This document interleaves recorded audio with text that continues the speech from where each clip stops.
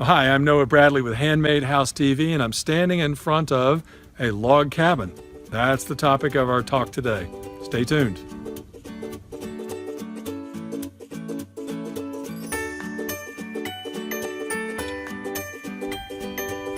Well, all right, this behind me is a log cabin. At least that's what I call it. I think most people would call it a log cabin. But there are grammar police out there who seem to like to argue the point that a log cabin was some kind of temporary shack built in the woods that would decay within a couple of years and be gone, whereas any log cabin any log home that was built with logs that would stand for a long time, that was more carefully crafted, would not be a log cabin, it would be a log house. Never fails that there are grammar police out there that like to point out this fine distinction. And I imagine if you dig far enough in some dictionary or encyclopedia that you could find something to confirm that. It's much like the pronunciation of wainscoting or wainscoting. And it tends to, I don't like grammar police. And I don't like being politically correct. I like to be able to speak and for people to ideally understand what I have to say. And I have a hard enough time doing that without being politically correct nor grammatically correct. And I think we all know the difference. And it's sad, grammar police are.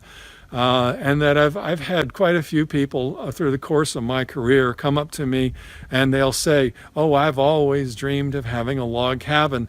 And then they catch themselves and then they find themselves apologizing to me because I'm the log cabin guy, log house guy, that they feel like they just made a major boner head mistake of saying the wrong word to the professional, much like sending a letter to your editor. You need to reread it a few times before you hit send because you're worried about making mistakes to someone that looks for mistakes for a living.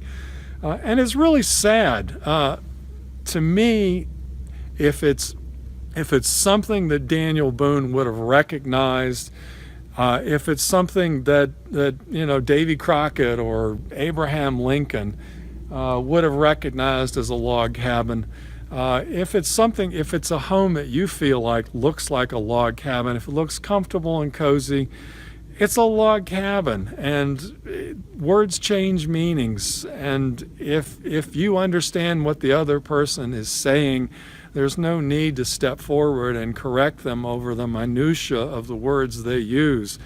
If you do, you're going to bring the world to silence. And so please, if you are an individual who thinks this is a log home, please be tolerant of those who think it's a log cabin, such as I.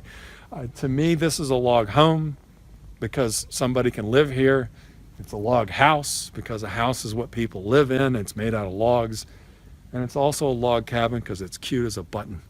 So I hope we're on the same page. I hope we agree with that.